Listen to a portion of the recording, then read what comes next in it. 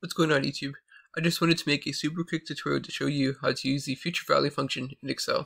So here we have an example where we are looking to calculate a series of cash flows that is on an annual rate with a rate of 7%. That's 5 years and a payment of $5,000 in each year. So to use the future value, just type equals FV. The first argument is the rate per period. So because this is annual, we can just click the cell, 7%. NPER is the next argument. So that is just the number of periods in the series of cash flow. For this example, there are 5. PMT is the amount of the payment. For this example, it's 5,000, and please note that it is negative because the payment is a cash outflow as opposed to cash inflow. The next two arguments are optional, which is indicated by how there are brackets around the arguments, which means that you don't have to have them for the function to work, but if you want something different, then you can use them. So the first one's a present value. It defaults to 0 if you don't put anything here, but we're just going to select 0, and the next one is the type.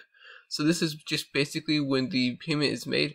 It defaults to being at the end of the period as opposed to the beginning of the period, but if you want the payment to be at the beginning of the period, you can just press 1 right here, for example, or 0 if you want it to be at the end. Then close brackets.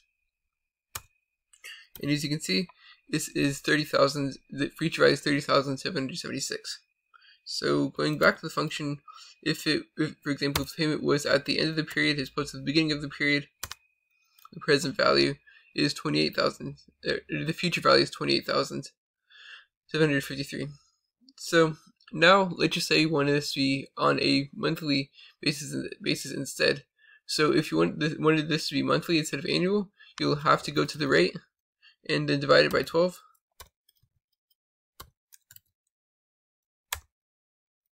And you want to go to the term and multiply that by 12.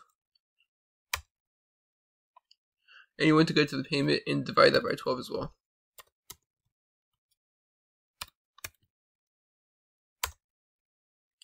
And now because we divided the rate by 12, multiplied the number of payments by 12 and divided the amount of each payment by 12.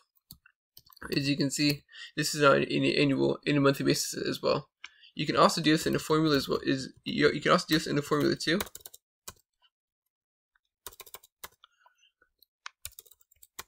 So doing this in the formula, for example, instead, you can do this number of periods times 12 divided by 12,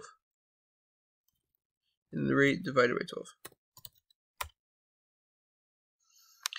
And another interesting thing is you can see how the future value changes when the present value changes. So let's say the present value is 500, future value changes, present value is 1,000,